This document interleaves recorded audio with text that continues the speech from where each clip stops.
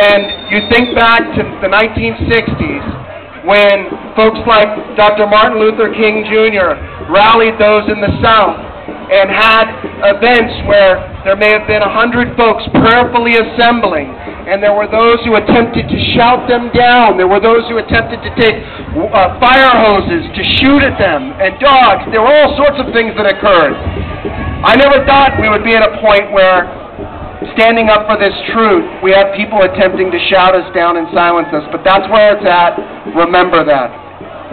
Now, one pastor who has stood up again and again on the marriage issue and led his church, his faith community forward in protecting this simple and basic idea is Pastor Ron Dobie. He's the pastor of Christ the King Community Church, and I welcome him to the podium.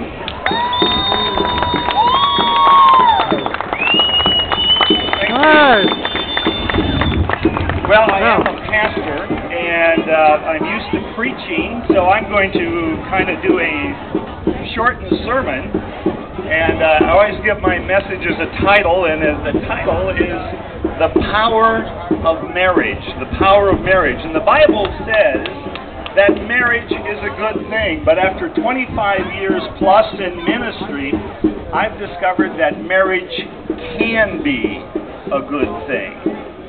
The Bible says marriage is a good thing. I say it can be a good thing. Now, why do I apparently disagree with the Bible? It's because the Bible says marriage is good, and it assumes some things that are not assumed by everyone in our culture today. One of those assumptions is that marriage is between a man and a woman. Obviously. Yes! Of course. That's obvious. What a radical idea. Yeah, really radical. But obviously it is.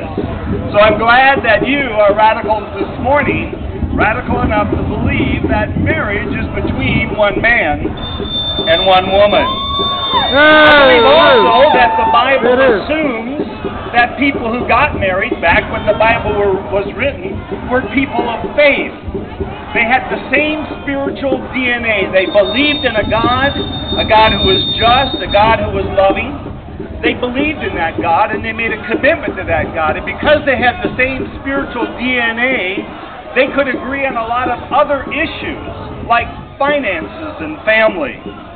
I also believe that when God said that marriage is good, He knew that the people He was writing to understood that it was a covenant between that man and that woman, but also a covenant between that man, that woman, and God Himself. So when those assumptions are true, marriage indeed is good.